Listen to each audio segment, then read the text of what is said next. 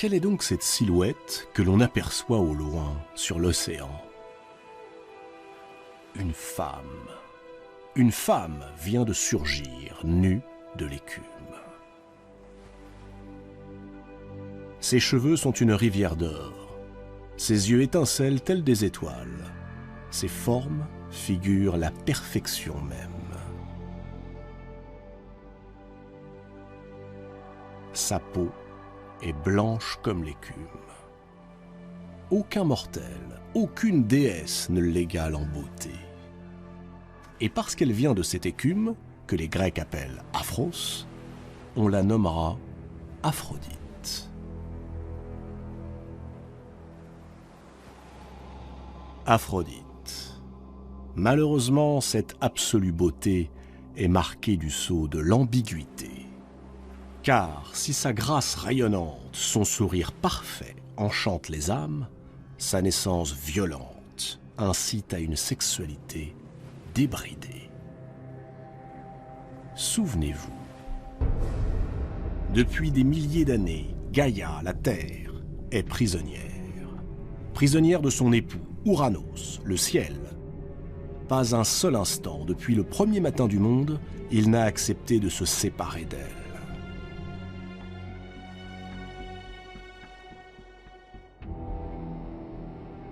Il demeure collé à elle, encastré. Et la pauvre Gaïa suffoque. D'ailleurs, Gaïa n'est pas la seule à souffrir de la présence étouffante d'Ouranos.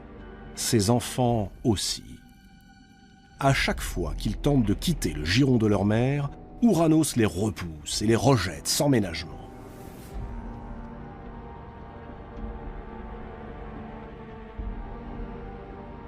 Cette situation ne peut plus durer.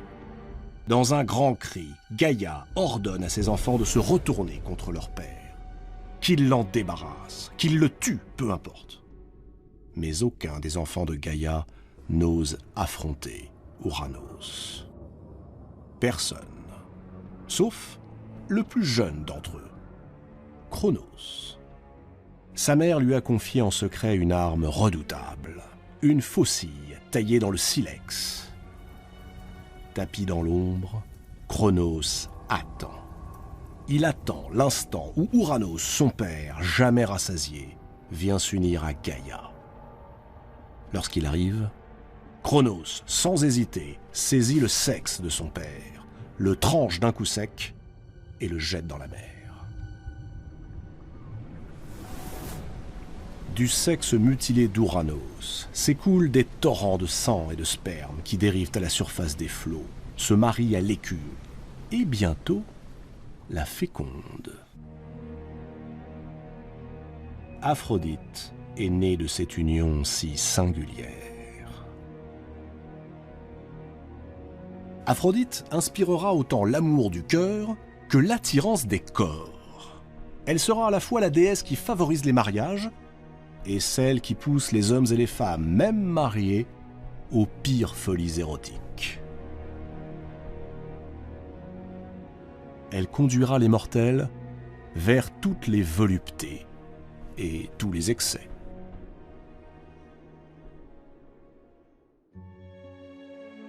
À peine Aphrodite a-t-elle surgi des flots que le dieu du vent, Zéphyr, l'entraîne jusqu'au rivage de Paphos, une baie située sur la côte occidentale de l'île de Chypre.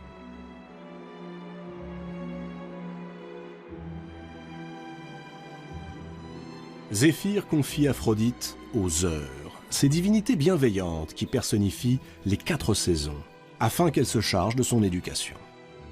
Les Heures lui apprennent l'élégance, le charme, et elles lui offrent un magnifique cadeau. Une somptueuse ceinture d'or, une ceinture magique qui la rendra irrésistible.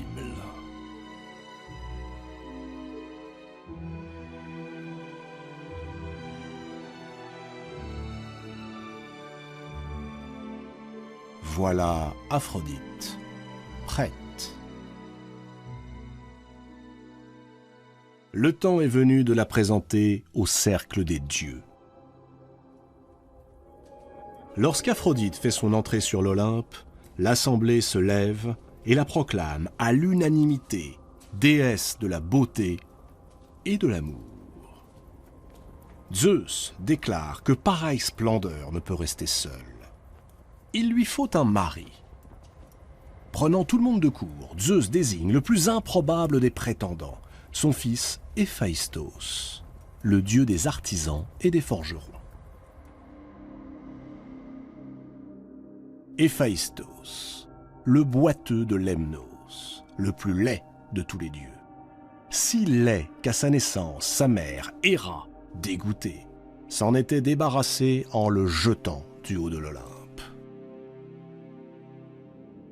Pourtant, Aphrodite ne paraît pas rebutée par la laideur de son mari. Elle affirme même qu'elle nourrit déjà à son égard un amour sincère. Pour preuve, elle va lui donner des enfants. 4 enfants. Mais aucun n'est d'Héphaïstos. Dès le lendemain de ses noces, Aphrodite se choisit un amant. Impossible pour celle qui est née du sexe mutilé du grand dieu Ouranos de résister au feu qui l'anime.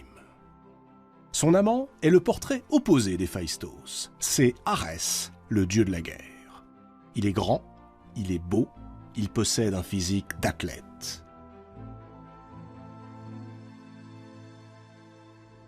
Dès qu'Héphaïstos, qui est un travailleur de la nuit, se rend dans ses forges où il fabrique les armes et les bijoux des dieux, Arès se glisse dans le lit d'Aphrodite. Et avant que l'aube ne se lève, il s'éclipse. Ce manège dure longtemps. L'infortuné Héphaïstos ne se doute de rien. Mais, comme souvent, les amants finissent par commettre l'erreur fatale. Une nuit, allongés l'un contre l'autre, ils prolongent imprudemment leurs étreintes alors que les premiers feux de l'aube rougissent l'horizon.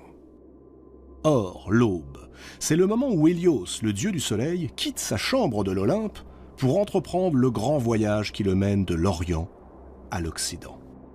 Et l'un des privilèges d'Hélios est que, de là-haut, il peut voir tout ce qui se passe sur la Terre. Ce qu'il découvre ce matin le fait sursauter.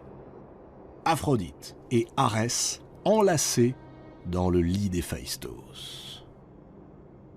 Hélios, comme beaucoup d'autres dieux, n'est pas indifférent au charme de la déesse. Il aurait bien voulu être à la place d'Arès. Dépité, il s'empresse de dénoncer Aphrodite à son époux. Héphaïstos est atterré. La pure, la tendre, l'adorable Aphrodite. Entre rage et honte, il conçoit alors un plan pour se venger. Un plan aussi subtil que redoutable. Le soir même, dans son atelier, avec tout l'art qui est le sien, Héphaïstos forge un filet de chasse en bronze. Ses mailles sont si fines qu'on ne peut les voir à l'œil nu. Fines, mais aussi impossibles à rompre. Puis, un jour qu'Aphrodite est absente, il s'introduit dans leur chambre et attache solidement le filet aux colonnes de leur lit. Une fois assuré que le piège est parfaitement en place, il annonce à tous qu'il part pour un très long voyage. Comme il l'avait prévu, l'infidèle ne se propose pas de l'accompagner. Elle l'embrasse tendrement, le regarde s'éloigner en lui faisant de grands signes affectueux de la main, et dès qu'il a disparu, laisse éclater sa joie. Le soir même, Aphrodite et Arès se retrouvent, trop heureux de donner libre cours à leurs ébats. Or, Héphaïstos est là. À la vue de son épouse qui se livre ainsi sans pudeur, il a la gorge qui se serre. Sa main tremble. Elle tremble tant qu'on se demande s'il aura la force d'actionner son piège.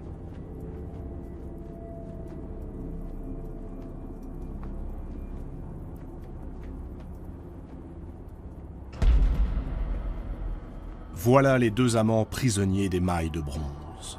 Ils se débattent, affolés.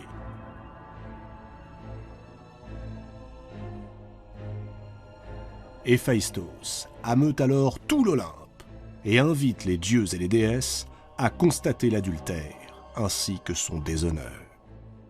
Les dieux, remplis de joie, se précipitent chez le forgeron.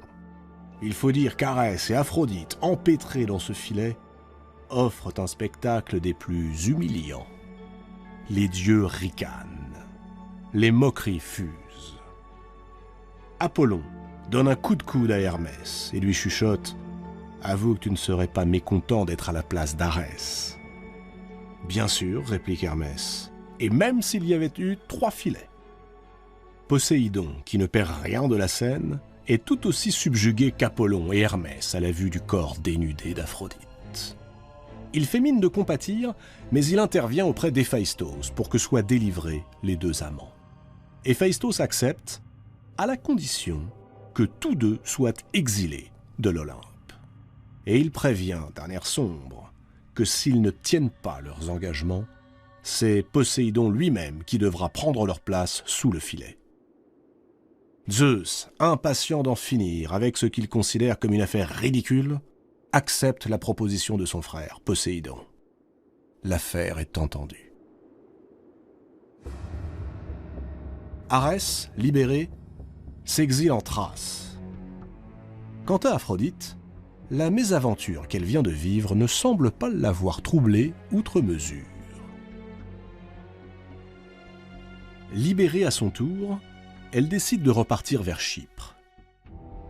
Mais avant son départ, flattée par les regards d'Hermès, elle s'offre à lui une nuit entière. De leur union naîtra un être bisexué, mi-homme, mi-femme. Hermaphrodite.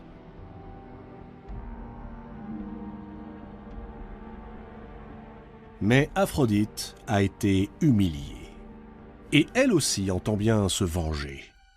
Les dieux se sont moqués d'elle, les dieux paieront.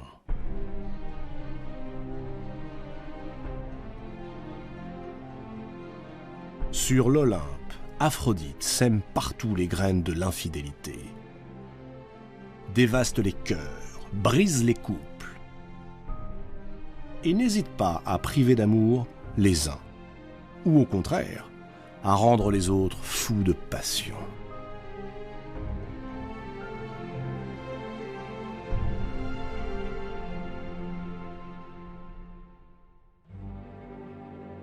Mais un jour, Aphrodite est prise à son tour dans la tourmente de l'amour.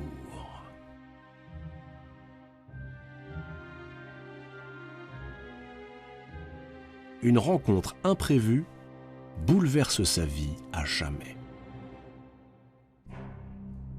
La fille du roi de Chypre, une jeune femme nommée Mira, prétend être si belle qu'il lui semble désormais inutile de vénérer la déesse de l'amour, Aphrodite.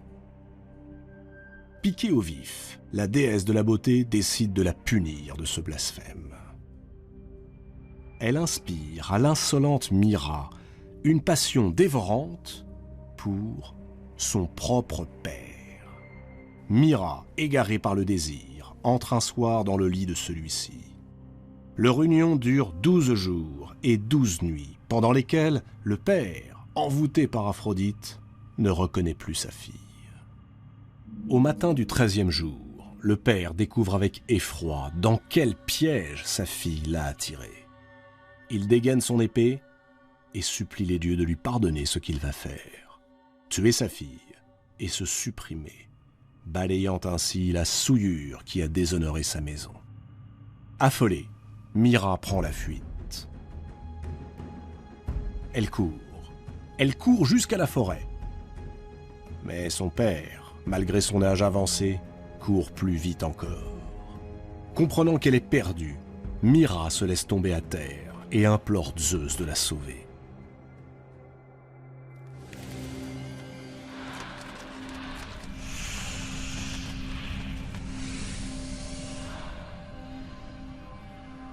Le roi des dieux, ému par ses pleurs, accède à sa supplique.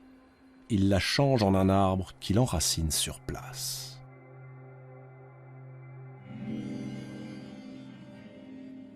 Mais même ainsi transformée, Mira continue de pleurer. Et ses larmes deviennent un trésor, un précieux trésor, baume d'incorruptibilité, la myrrhe.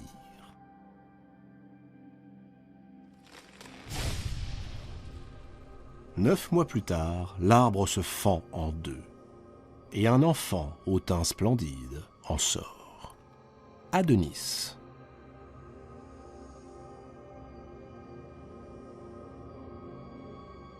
Aphrodite est là, témoin de cette naissance prodigieuse.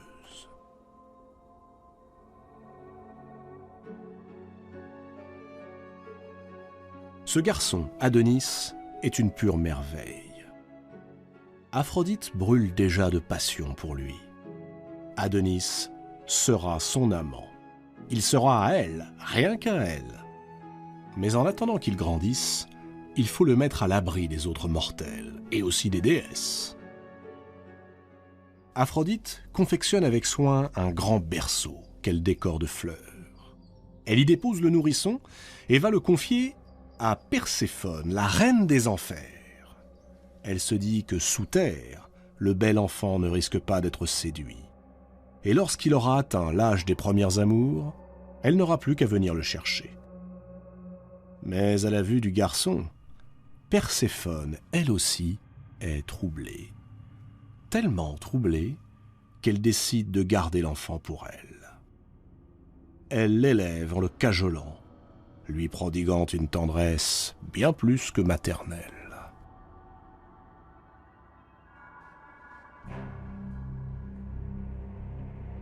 Les années s'écoulent.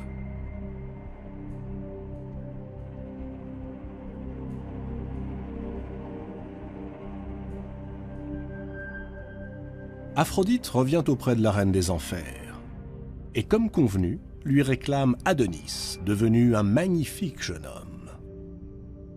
Perséphone refuse. Aphrodite proteste. Zeus, attiré par les cris des déesses, décide d'intervenir. Puisqu'aucune des deux ne veut céder, il tranche. Adonis vivra avec Perséphone le premier tiers de l'année. Il vivra avec Aphrodite le deuxième tiers, et le troisième tiers, il l'utilisera à sa guise. Perséphone pose une condition. Lorsqu'elle sera en présence d'Adonis, Aphrodite ne devra en aucun cas porter sa ceinture magique, celle qui rend irrésistible. Aphrodite feint d'accepter. Évidemment, dès le premier jour, elle rompt l'accord. En quelques heures, Adonis est ensorcelé. Il ne voit plus qu'Aphrodite. Il ne rêve plus que d'elle, ne prononce plus que son nom. Et décide de passer le tiers de l'année, le tiers du temps qui lui revient, auprès de la déesse. Perséphone serre les poings. On a voulu la rouler? Tant pis, elle se vengera sur Adonis. Elle se rend en Thrace et va trouver Arès, le dieu fougueux et querelleur qui fut l'amant d'Aphrodite. Elle lui apprend que sa belle maîtresse lui préfère désormais un simple mortel. Et de surcroît, ajoute-t-elle, un mortel efféminé. Blessé dans son amour-propre, Arès entre dans une colère folle. Un mortel.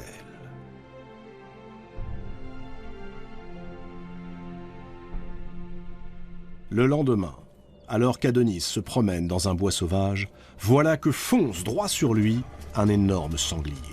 C'est Arès qui s'est métamorphosé. Adonis tente de l'éviter. Percuté de plein fouet, il s'écroule. Aphrodite a vu toute la scène. Trop tard, le bel Adonis est mort. Perséphone, la reine des enfers, a gagné. Désormais, Adonis reposera auprès d'elle jusqu'à la fin des temps.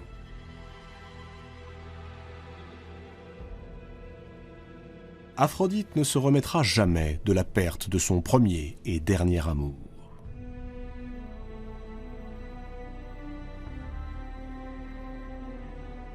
Elle en portera le deuil pour l'éternité.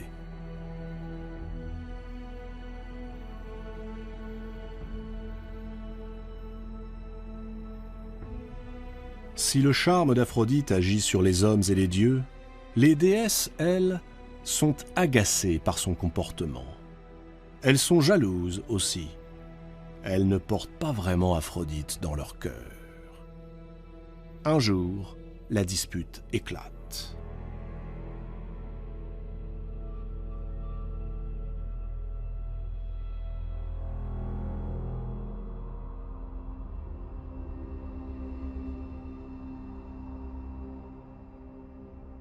Alors que tous les dieux sont réunis sur l'Olympe pour un banquet, Eris, déesse de la discorde que nul n'avait songé à convier car elle s'arrangeait toujours pour troubler les fêtes, fait soudain irruption et lance au milieu de la table une pomme d'or.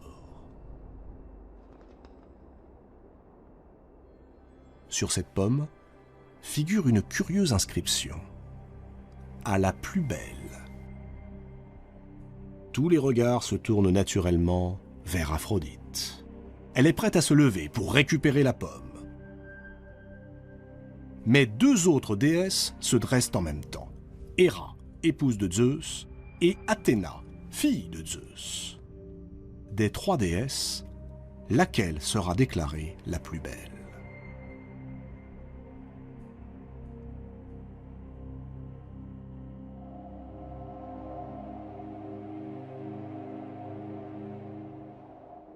Zeus, prudent comme à l'accoutumée, décide que ce ne sera pas un dieu, mais un mortel qui fera l'arbitrage. On choisit Paris, fils de Priam, le roi de Troie. Hermès conduit les trois déesses sur le mont Ida, où le jeune Paris garde ses troupeaux. On le somme de dire qui, d'Aphrodite, d'Héra ou d'Athéna, mérite le titre de déesse de la beauté. Le pauvre Paris s'avoue incapable d'affirmer une préférence. Héra le toise et lui dit que s'il la désigne comme la plus belle des déesses, elle lui donnera un royaume comme nul mortel n'en posséda jamais. Il sera le plus grand prince que la terre ait porté. Paris, ravi, s'apprête à désigner Héra. Mais Athéna s'interpose. Elle lui déclare que s'il porte son choix sur elle, elle le rendra à jamais invincible au combat. Il sera le plus grand héros que la terre ait porté. Cette fois-ci, Paris, enchanté, est sur le point de choisir Athéna. Lorsqu'Aphrodite, d'une voix enjôleuse, lui déclare que si c'est elle qui triomphe, elle lui offrira la main de la femme qu'il aime.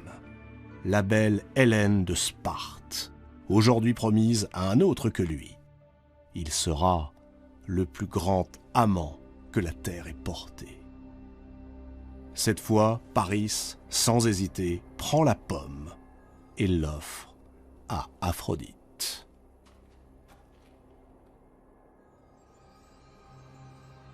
Chose promise, chose due. Aphrodite dénoue sa ceinture. La fameuse ceinture qui rend irrésistible celui qui la porte, et l'offre à Paris. Puis elle l'accompagne jusqu'à Sparte, où elle inspire à la belle Hélène une passion ardente pour le jeune homme. Le jour même, il l'enlève. Aucun d'entre eux ne sait alors que du choix de Paris naîtra une guerre qui durera 10 ans, la guerre de Troie. Une guerre, mais étrangement, une guerre au nom de l'amour. Seule une déesse comme Aphrodite pouvait être capable d'inspirer une telle guerre. Pendant cet embrasement, Grecs et Troyens s'affronteront en rivalisant de bravoure, mais aussi d'imagination. Sans le savoir, ils démontreront l'ultime pouvoir d'Aphrodite faire croire aux hommes qu'ils sont peut-être des demi-dieux.